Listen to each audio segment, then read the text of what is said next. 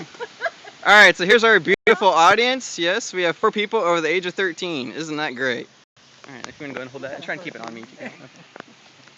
All right, well, today we're going to go ahead and talk about internal combustion engines. My name is Benjamin Serna. I'm taking COMM 1010, Section BJ at Ivy Tech, the summer session. And we're going to go ahead and talk about internal combustion engines, electronic fuel injected, and usually the inline four variety. Now, you don't think about it every day, but when you get in your car to go to work, head to school, go back home, wherever, hang out with friends, when you push your foot down on the gas pedal, you expect to move somewhere. You don't expect to put it down and you just sit in your car and you're just kind of hanging out. You expect to put it down and then your car goes forward and you can adjust the speed, hit the brake pedal, you can turn, you can do anything you want. What we don't ever take time to think about is how when you put your foot down on the gas pedal, how you actually move. How your engine can put in the right amount of fuel and the right amount of air, explode it, control the explosion, and then move the car in a controlled fashion. So today we're going to go ahead and try to learn a little bit about that. There's amazing technology that takes place, all the way from carbureted engines, a little bit more simple, to huge elaborate multiple cylinder, multiple cam timing, 16 different fuel and timing map engines. There's just all sorts of different things.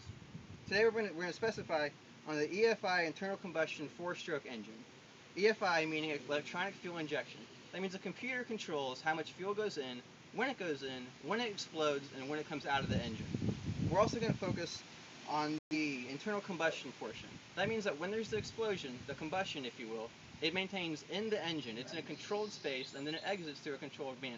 There's also external combustion, which is more of a steam engine, often found on trains and various other vehicles.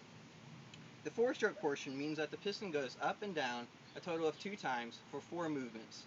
The first stroke, the intake stroke, is when the air and the fuel enter the engine. Since it's an EFI engine, the computer tells the injector when to open up, let fuel into the engine, and when to close and stop putting fuel into the engine. At the same time, you have intake valves that are opened by camshafts that rotate along with the engine, and those allow air into the engine, giving you a perfect mix, about 14 to 1. 14 parts of air for 1 part of fuel. Now, if you really break that down and think about it, you have almost no fuel going into your engine. You have 1 gallon of gas that would take you 20 miles. You're going 20 miles on 1 gallon of liquid.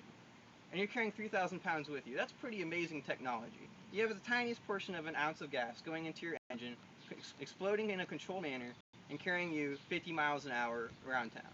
That's pretty impressive. The second stroke will be compression. That is when the piston is traveling back up into the cylinder and it's compressing the air and the fuel. If you didn't have compression, the explosion would occur and it would just not moving anything, not causing much effect.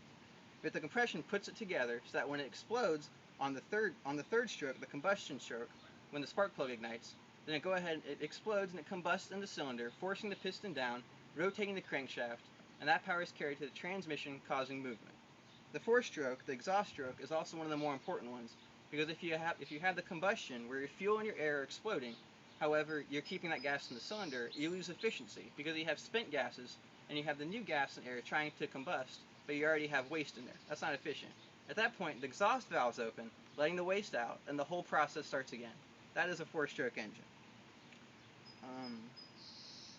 Oil is also a very important part of any engine, especially with such tight tolerances as an internal combustion engine. You have parts, your pistons, piston rings, cylinders, crankshaft, they're within 1,000th of an inch of tolerance. That means the parts are very, very close together. If you didn't have some kind of lubricant, in this case engine oil, 5W30, 10W40, whatever works for the application, then your parts would bind up. A binded up engine isn't going to go very far, because if the engine can't rotate, it can't combust. If it can't combust, you have no power, you have no movement, you push the pedal down, you go nowhere. Now, with such a complex system, there are a lot of potential problems. The most common one is the wrong air-fuel mixture. If you're driving your car and you normally get, let's say, 20 to 25 miles per gallon, and your gas mileage goes down to 15 or 20, you probably have the wrong air-fuel mixture. You're running rich. You're running more fuel than you need to run. You're not running stoichiometric at 14 to 1, the optimal ratio. Another possible issue is incorrect timing. That is, the spark plug is not igniting at the right time, exploding the fuel and combusting when the piston's at the optimal position. And this can also cause a lot of mechanical issues, because if it explodes too soon, or the piston's too high up and it contacts the valve, then you've bent a valve, you have compression leak, and your engine's not going to run for much of anything. Another big issue on modern engines is wiring. You have such a complex engine, sometimes 8 cylinders, sometimes 4 cylinders, occasionally 3 cylinders. You got hybrids, you got all of this technology, and one bad wire and you're going nowhere. Another big issue can be lack of compression. That can result from a broken piston ring. In order to demonstrate that, I went ahead and brought a piston along with me. This is what goes up and down the cylinder.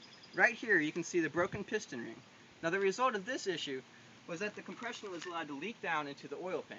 If the compression isn't contained and it combusts, it can go down into the oil pan and you lose efficiency yet again, resulting in worse performance and lower miles per gallon, and sometimes bigger mechanical issues. Another problem can be leaking valves. As we mentioned earlier, the intake valves open to let the air and the fuel in, and then they open again, or the exhaust valves open to let the exhaust out. Now, if these aren't going quite right, you can have compression loss because it can just leak out through the valves. Overall, it has to be a very tight engine with very tight tolerances. And throughout the years, technology has developed immensely in engines. You have variable timing. You have some engines, like the new Camaros and the new Chargers, with 16 different fuel and spark maps. That means there are 16 tables, each table being a 16 by 16 of how the timing can be detonated and how the fuel can be injected. It's a lot of possibilities, several thousand, yet it all works seamlessly. Another big development is variable cylinders. The new Chrysler 300 has this, where when you're cruising around town, you got the power of a big manly V8, and when you're on the highway, you got a gas-sipping inline 4. The engine will actually shut down 4 of the cylinders while you're driving on the highway to optimize fuel mileage.